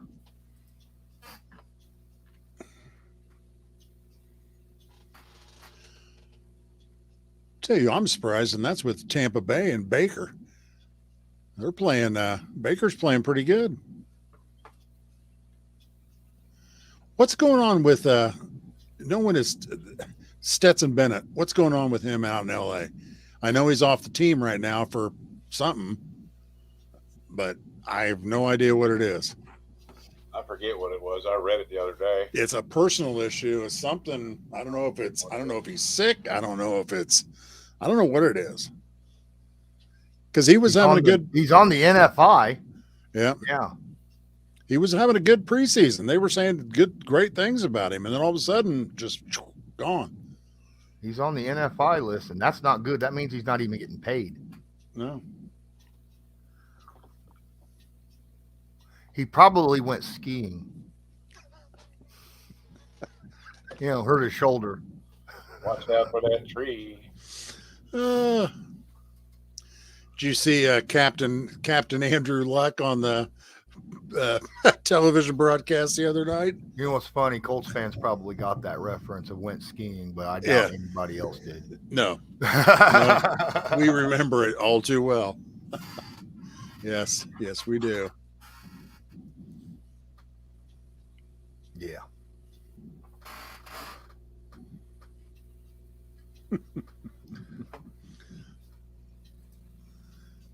What's up, Mr. Nice? Says Van had like one drive-saving catch for 40-something yards against the Bengals, and that's pretty much it. Well, appreciate you letting me know. That's good to know.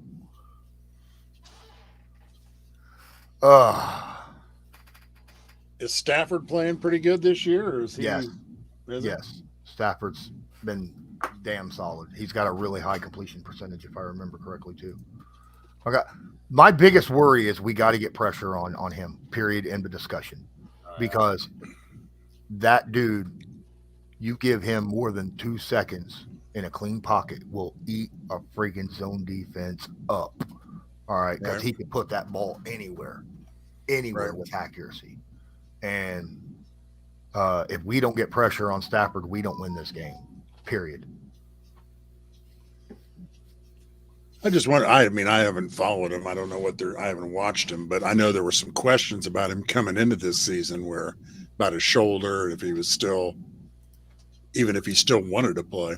Mikey says, if and only if the Colts decide to trade JT, you think the two teams that'll be calling are the Bucs or the Vikings? Well, I'll tell you what, if it's the Vikings, there's a different Jefferson that I'd be like, I want him. Okay. I'll even throw a bag of lime Cheetos. Yes, into that one.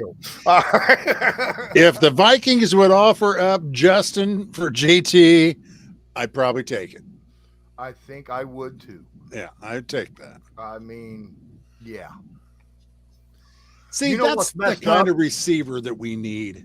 I would not. There's a wide receiver that's doing really, really good right now. I would not trade if he was offered for JT. And Miami's fans would hate me until the end of days. And Waddle I'm full of it. Waddle or Tyreek? Tyreek. I wouldn't trade for him. I would not give JT for Tyreek on a straight up trade. No. Where'd everybody go? I wouldn't pay that contract. I wouldn't pay that. Even if the contract was like 25 instead of 30, I wouldn't do it. I wouldn't do it because he's 31 freaking years old. Right. Jonathan Taylor's 24. Right. All right. Jonathan Taylor is going to be more prominent in the NFL a lot longer than Tyreek Hill's going to be.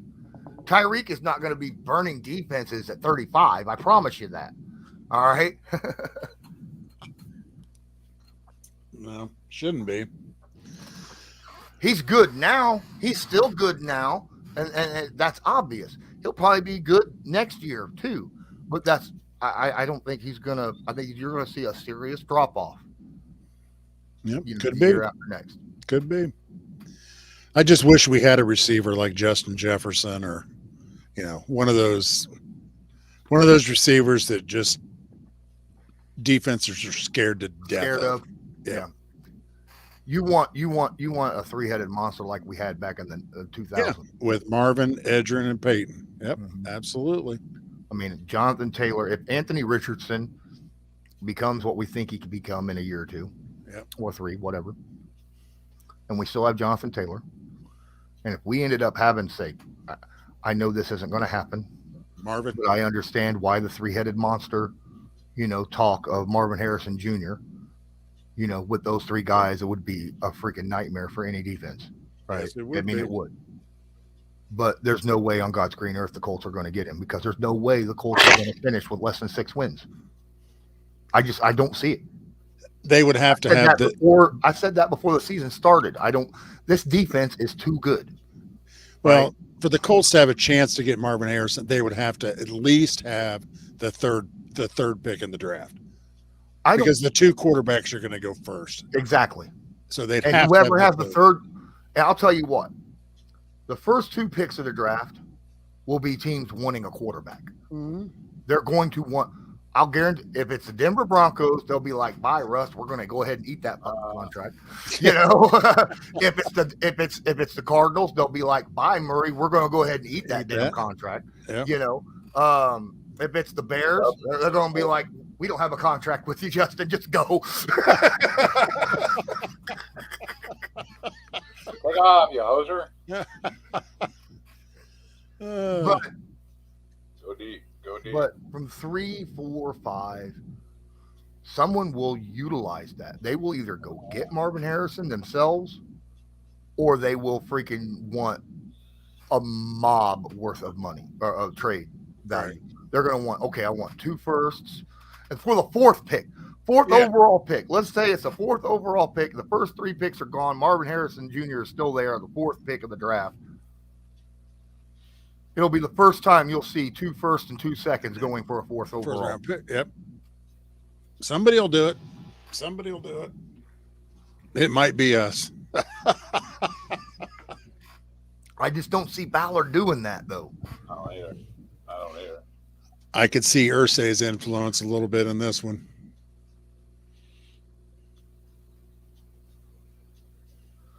So how I think we have to reassess our scouting department if you want those types of players.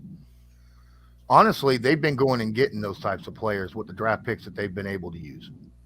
They've been going out and getting guys who are just freaks of nature, right?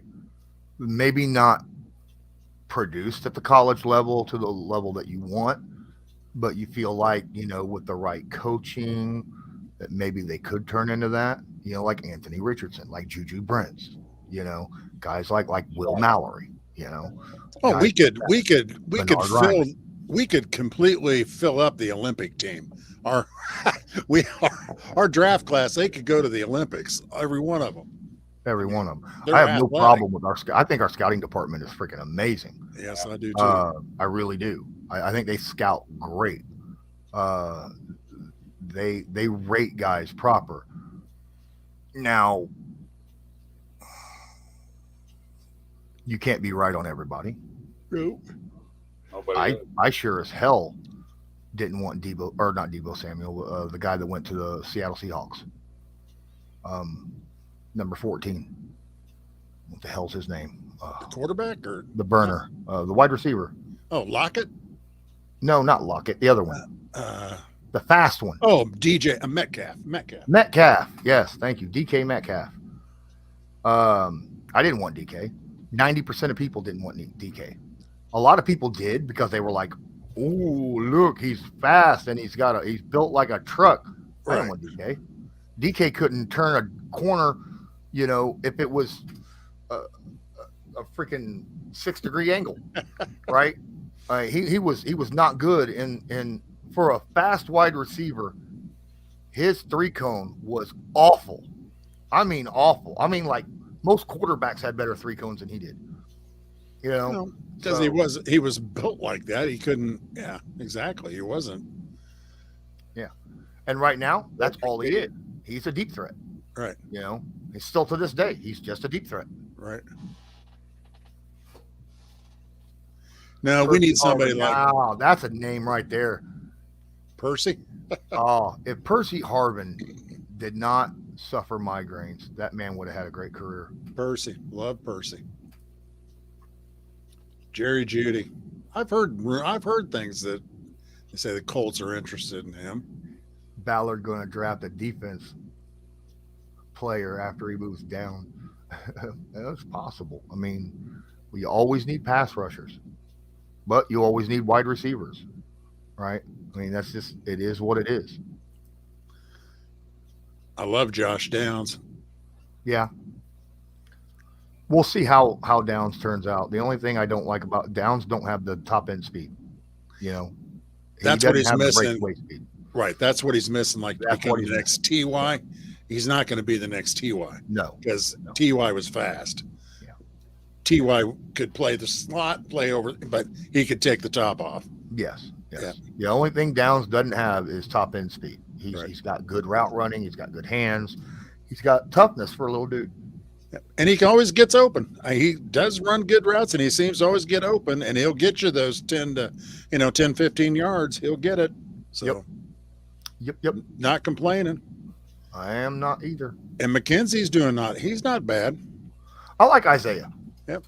I like Isaiah. You gotta fair catch the football when it's outside the 10, though.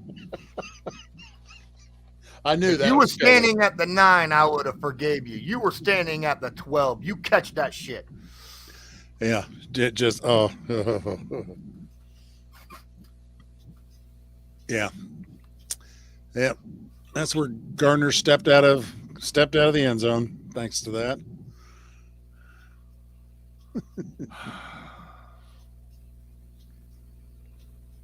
All right. Well, I haven't brought up food yet. But it's time. That's a record. It looks like it's been bringing you up, though.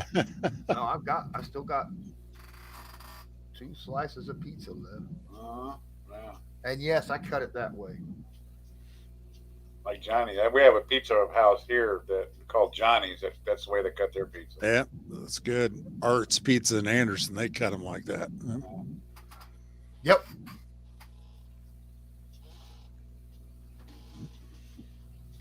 Matter of fact, that's the reason why I cut my pizzas that way. Because of Art's. Mm-hmm. They have damn good pizzas. Yep. Yes, they do. Yeah, that's why I cut my homemade pizzas that way too. And they've got the best roast beef sandwiches. Oh, goodness. No, Hermit, it's not a taquito. That is a slice of pizzas. Have you ever had one of those roast beef sandwiches from Art's? No. Oh. I do like Pizza King's hot ham and Swiss, though. They're good. But Art's roast beef, oh my God, you got to try it. Now, the best roast beef sandwich I ever had is the BBC from Racks. I don't know if there's a Racks anywhere around. I know I'm pretty sure the one in Anderson is still there. Is it still there? I haven't been there over there for a while, so no. But when I was a kid, Racks was Arby's at the time. Right. But better. Well, if you can imagine, because I like Arby's today, but Racks is better. Yeah, Culinary stream. I ain't mad about it. Mr. Knight, we talk about food all the time when we do our Patreon onlys, when because only once a month do we post these on YouTube so people can watch. But when we do these privately every Wednesday at 8 p.m. Eastern Standard, and we sit and talk till about 10 p.m., 11 p.m., we get into food and we just start talking food because I'm hungry. and we don't talk near as much. And when Matt's in here, we get into heavy food. Yes, we do. And now, Julia Childs, weekly NFL betting picks. Thank you, Hermit, because you reminded me. Guys, it's time to make our picks before the stream comes up.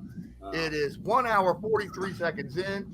Let's get into it. Let me bring up this week's NFL schedule. Give me one moment while I figure out how to do that because I am slow. Schedule. Dun, dun, dun, dun. Dun, dun, dun, dun. All right. Here we go. Here we go. Share screen. And NFL Week 4. Bam, There baby. we go. There we go. That's what I'm talking about. Ladies and gentlemen, every week, us here at Patreon make our picks for this upcoming week's NFL slate of games. I'm writing down my picks. One every month, though, because you're not paying $5 a month to be part of our Patreon. But you can by selecting the Patreon link in the description of the video. First game is tomorrow night. Detroit at Green Bay. Woo! Thursday night football. This might actually be a good Thursday night football game because I got a feeling Detroit's going to win this by 2 scores plus. It might actually be. I'm picking Detroit on this one. Yeah, me too. So that's a three-peat on Detroit. Yep. All right, let's go to Sunday football. Move on down. We got the Atlanta Falcons, who just lost their first game to the before mentioned Detroit Lions. And Jacksonville, who just got embarrassed by Houston. Where's this game at? Jacksonville. Says right there, Jacksonville. See, so Yeah, but at 9:30 in the morning? at 9:30 in the morning because it's in Europe. That's what I was going to say. Where is it? Yeah. So both teams have to go across the pond. Across the pond. Now. They're going to Jacksonville's second home. I was going to say, I'm going to take Jacksonville on that It's one. London. Yeah, me too. All right. Looks like Atlanta, you're going on a slide, guys, because the three of us are all picking Jacksonville. Next up, we got two games that blew out the teams they played this past Sunday. Miami at Buffalo. This could be a barn burner, ladies and gentlemen. Wow, this is tough. I'm going to pick Buffalo. If Buffalo's going to do it this year, they got to win this game. I'm taking the Dolphins. Okay. Well, I got to do a tiebreaker. I am always going to pick Buffalo over Miami, especially since this is at Buffalo. Yep. I'm going to say Miami is the first team to lose their undefeated record. It ain't cold yet, so I ain't worried about it being in Buffalo. But the way Miami's playing, I wouldn't be surprised if Buffalo and Miami, this is another 100-point game. Yeah. You know? Yeah, for one Total. team. They might have to put out the what do you call it rule, you know? When you're up by 50 points or 60 points, you quit. I don't know. We got the Vikings traveling to face Frank Reich and that red-hot Carolina Panthers team. Is Bryce Young playing? I don't know. I can look. Give me a moment. Minnesota can't beat their way out of a paper bag. I mean, I haven't heard anything. I don't know, but I'm just curious. Young. How many wins they have between these two teams? None? On track to start versus the Vikings. Okay. At Carolina, I'm going to go Minnesota. I think Minnesota is too good of a team. Yes, they're not started out good, but they got some weapons. Minnesota. All right. Sorry, Carolina. Don't look like nobody's picking you this week. This one's a hard one. This one right here, game of the damn week. This should have been Thursday night football. Yes.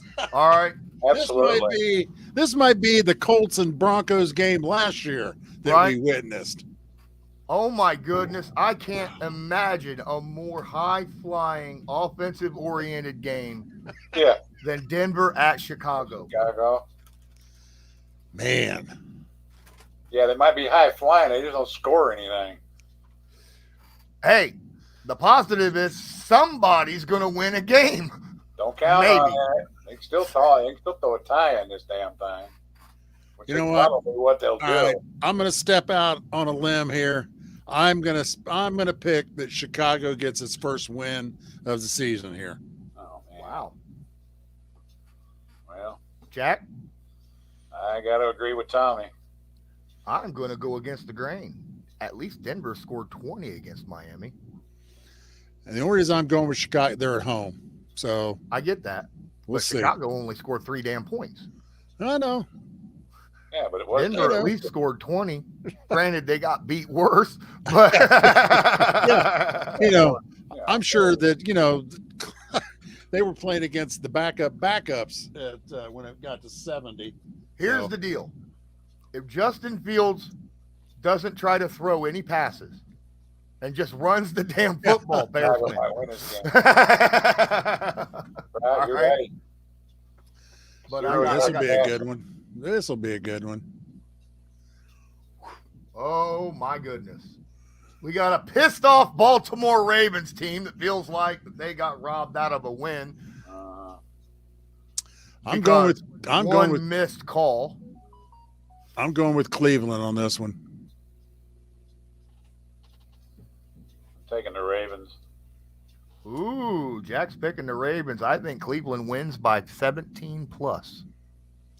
I'm still taking the Ravens. My Ravens, Baltimore's my second team, so I understand that. I understand that. I'm just looking at Cleveland's defense going, man, if the Colts did that to Baltimore, imagine what Cleveland's going to do. Myles Garrett's going to hit Lamar Jackson with his own helmet 3 times. Well, I hope he does, because then he won't play when we play. Right. So I hope he does that. Please do that.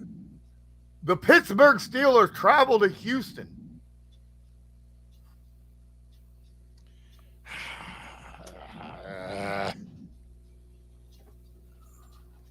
I know Pittsburgh, every time they come to our house, they beat us. us. About them playing us. Every time they play us, It's at NRG. I have I'm going to pick Houston. I think Pittsburgh, they're not the Pittsburgh of old. And Kenny Pickett is not what I think everybody thought he was going to be, so far anyway. And Houston, CJ had a good game last week. They're at home. I'm going to go with Houston. Okay. Jack? I learned a long time ago not to bet against Pittsburgh. Every time I do, I lose. So I'm going to take Pittsburgh. TJ Watt has 6 sacks in 3 games. He's going up against a battered offensive line of the Houston Texans. Is Tunsil back? TJ Watt might walk out of this game doubling his season total. Is Laramie Tunsil back? Laramie Tunsil injury update. Nope. Wait. I think so. He's not practicing. Okay. I'm still going to go with Houston. Let's go with Houston. Oh, hey, we got some people in here. Had to hold my boys to get the dub. Oh, I don't know, dude. Okay, yep. Oh, come on, JGL. I'm just going to let you know. You keep talking smack, you're going to end up having to go and if you're just going to come in here and be a troll, then I'll ban you. If you want to be nice, that's fine. Don't make me ban you, guy. All right. Moving on.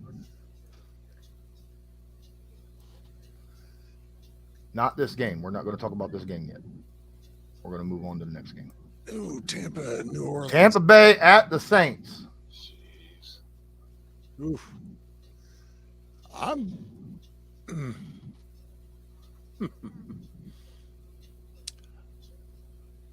Tampa Bay. Okay. Yep. Much as I hate to say it, yep. Look, I think Baker's in a really good position. Yep, yeah, I do too. Yep. I think this is a game that Tampa wins. All right. We got Washington at Philly. At Philly. Philly. Philadelphia. Yeah, that ain't even a pick'em game, man. This is. Look, I said it before last week. I said Washington was the worst undefeated team there was, and they got handed. They went out and proved it. Yes, they did. Cincinnati at Tennessee at Nashville. Cincinnati.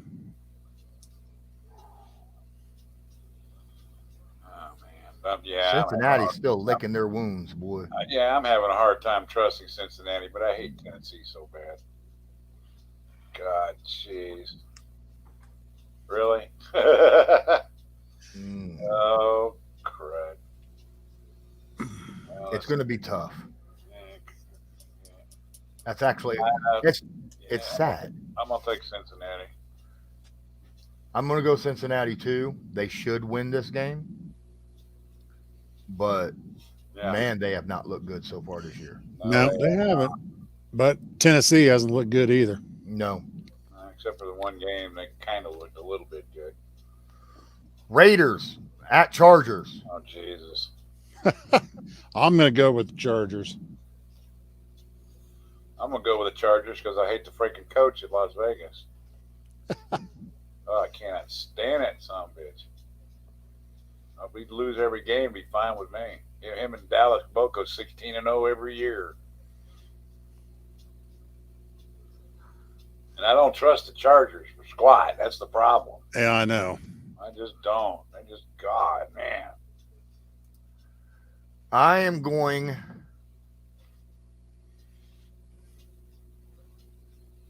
It's hard to go with the Raiders because they're, like you said, they're a mess right now. But the Chargers ain't looking that much. Yeah, much better. No, man. It's like they're not. What the hell? It's like, how come? What are you guys doing? I think the Chargers is going to get a win here. I'm going to go Chargers. They should win, but we'll see. Next game, Patriots. Tie. The two worst teams It's a tie. for Jack to freaking pick. I hate the most. It's a tie. I feel sorry for New England in this game. Let's put it that way. I feel sorry for them. After what happened this past Sunday, Yeah. the Cowboys are going to want revenge. Yep.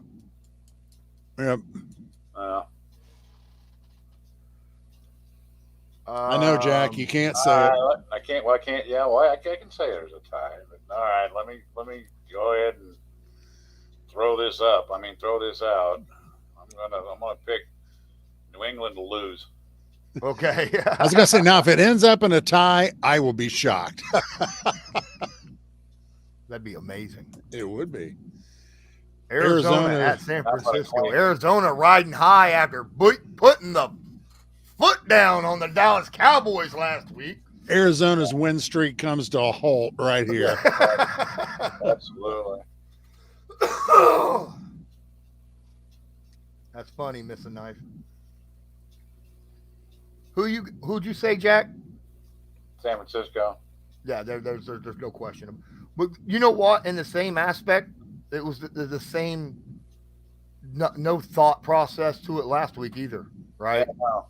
I know. There was no hesitation to say Cowboys over Arizona. No. But if Josh Dobbs wins another one, and this time against another undefeated team, I'll be. He's MVP. Yeah. I'll be impressed. I will, without a doubt, be impressed. He can retire after week 4 and be MVP of the 2023 NFL season if he beats San Francisco also. Oh, Lord. At San Francisco. Yeah. That'd be funny. Kansas City at the Jets. Oh, my goodness. A barn burner. Here we go. KC. No doubt. Well, I have a little bit of doubt, but I'm going to go with KC also. I'm going with KC, but this Jets defense is pretty damn good. I know, and that's what, Yeah. And they're Jets defense. I think Jets defense holds KC to under 25. Right. Yeah, I think they probably hold them about 20. But probably the Jets scored. That's the Seattle Seahawks at the Giants. Oh. Who the hell made this schedule up anyway? Oh my. I'm going to go with Seattle. I don't trust the Giants. Nah. Do they got anybody left playing? The Giants, that is. Oh, and by the way, guys, this is Monday Night Football. Yeah. This is your prime time Monday Night Football. They wasn't even kind enough to schedule a second game on Monday night like they did this past week. Yeah, right. I got the Giants winning this. I think the Giants win. You do? You really? I'm going to go with Seattle. I understand that. I understand most people are going to pick Seattle. I think the Giants find a way. But that's our picks for this week.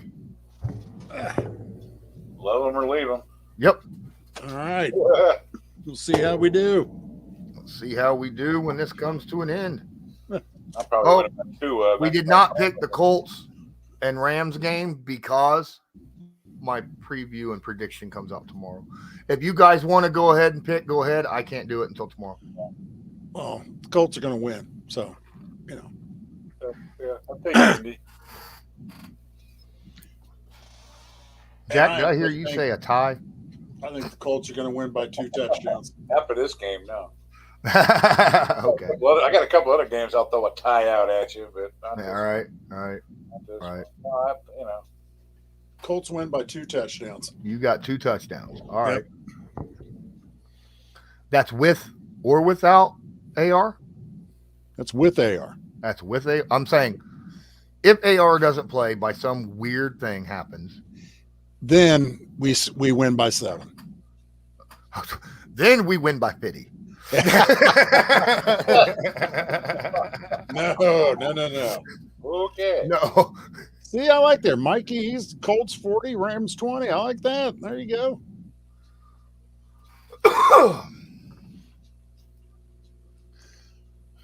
There you go. AR's playing. He's practicing. He's playing. Yeah, he's practicing. So is Ryan Kelly. That's always a good sign. Yep. I can see a 27-21 type score or something like that. Could you imagine the Colts, again, continue the streak of not winning the opening season game, but end up 3-1 after 4 weeks? As long as they don't turn around and fall apart like they did last year. If the Colts beat the Rams, the Colts, I'm saying if the Colts somehow find a way to beat the Rams, end up 3-1, stay on top of the division, and NFL Network still has them ranked. They're like, oh, we're just going to move them up 2. Now they're 26th in the NFL. I'm going to be pissed. I mean, really pissed. I was already pissed that they're ranked 28th, because that's BS. How can you lead your division and be ranked behind all the other guys in your division? It just don't make sense to me. Hey, look, I figure if we win this and go 3-1, you're going to start hearing people that saying, oh, we're supposed to suck to get Harrison Jr. next year. Yeah. Stop winning, damn it. Yeah. Oh, yeah. You know what? The Rams game is going to be interesting, though. Like, there's a lot of ways this game can go. Yeah. Because, like I said, the passing game for the Rams, pretty damn good. Yeah. And Who'd the Rams they play do last have week? Aaron Donald. So Who'd the and they Rams got play another last pass rusher too. So Who'd the Rams play last week? One of the Monday night games. Yeah. Was it man, Cincy? I think it was. Cincy beat them, yeah. Barely, if I remember Right. right. But they beat them.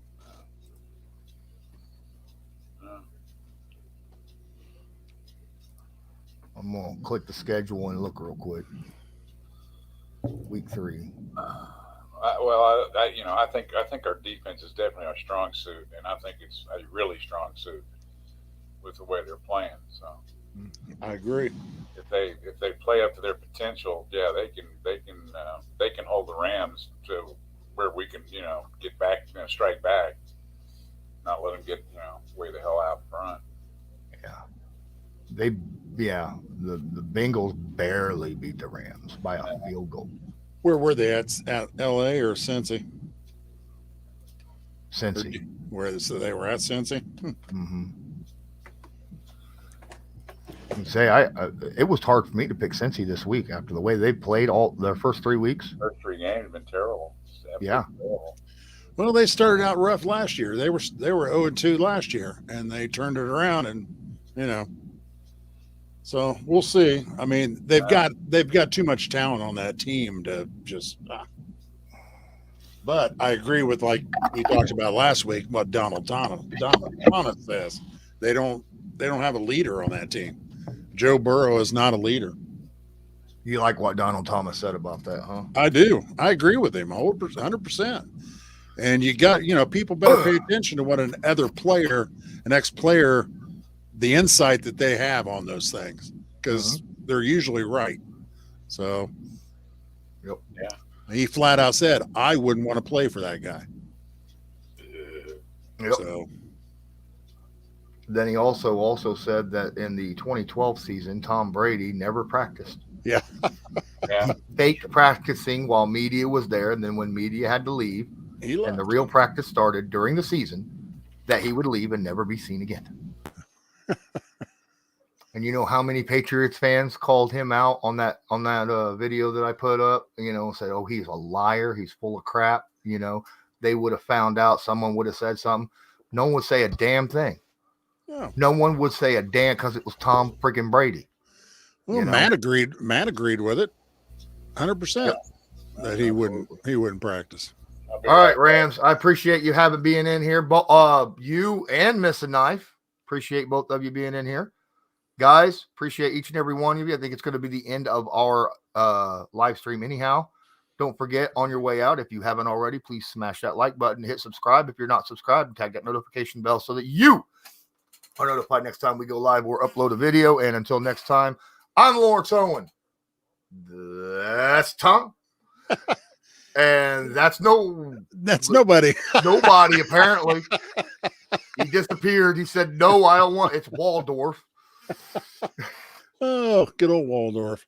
And until next time, have a good one.